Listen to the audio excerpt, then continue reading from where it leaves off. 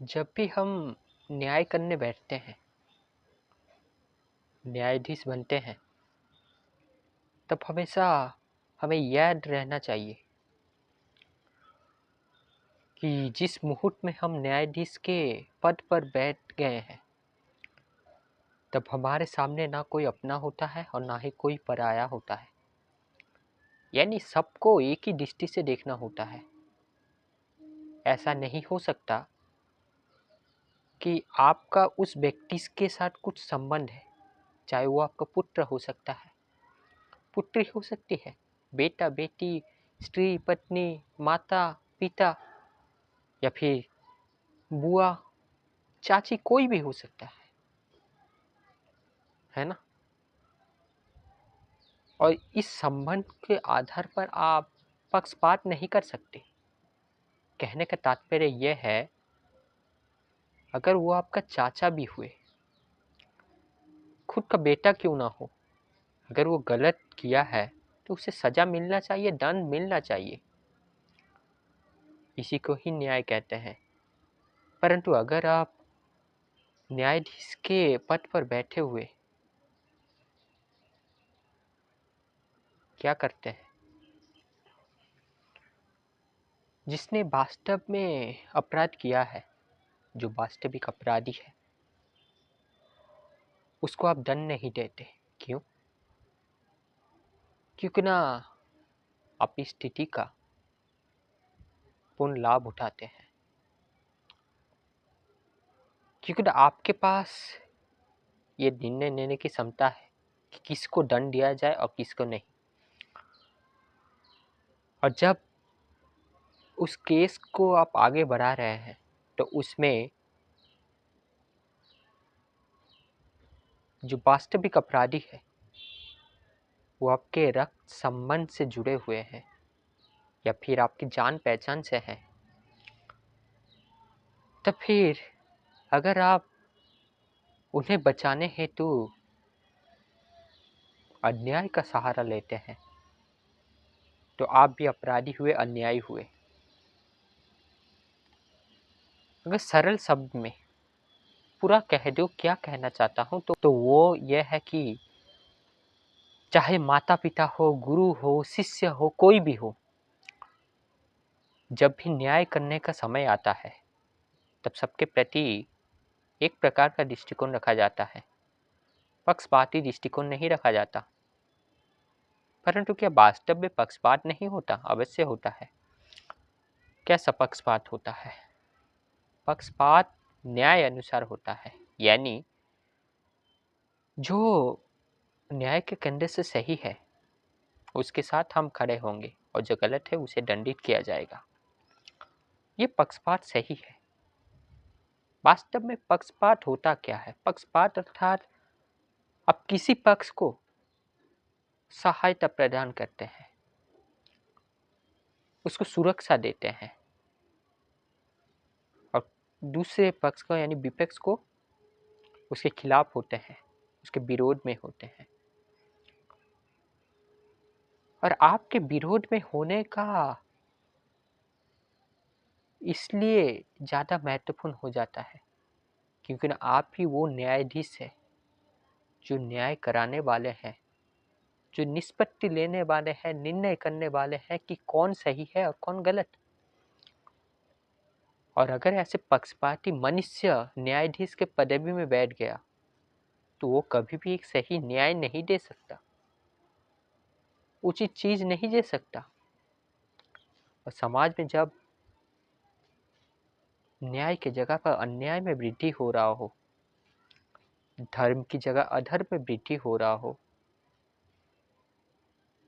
अपराध में वृद्धि हो रहा हो, तो कैसे आप कह सकते हैं कि आप एक सुष्ठ, संतुलित, सदाचार युक्त, धर्म युक्त, ज्ञान युक्त समाज है?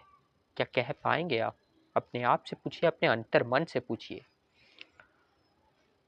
और वास्तव में न्यायाधीश सिर्फ ये नहीं होता कि जो कोर्ट में बैठा है। हम सभी न्याय करते हैं अपने जीवन से। हम अक्सर निर्णय लेते हैं और ऐसा हर एक के जीवन में आता है, और उस निर्णय में हम क्या कर बैठते हैं। जो हमारे सगे संबंधी है, भले ही वो कितना अपराधी हो, कितना बृहद आकार का वो दोष किया हो, उन्हें बचाने हेतु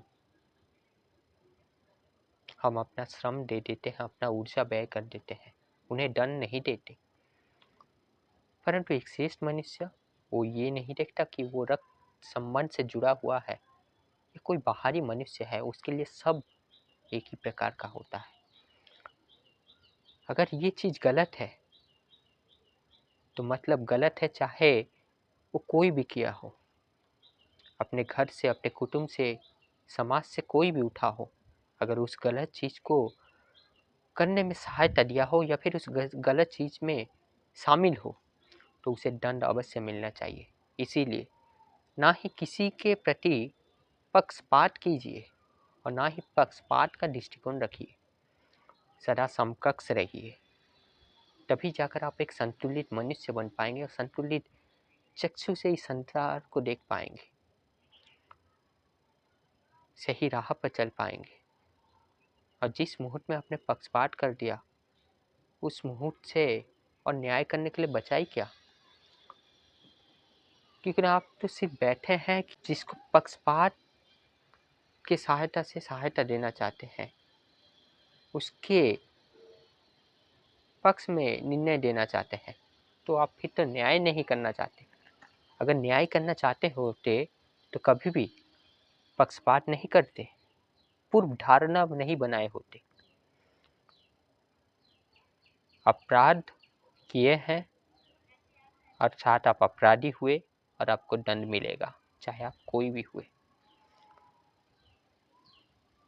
वास्तव में एक श्रेष्ठ मनुष्य सबके प्रति समान दृष्टिकोण रखता है। इसीलिए तो कहा गया है पंडित वो है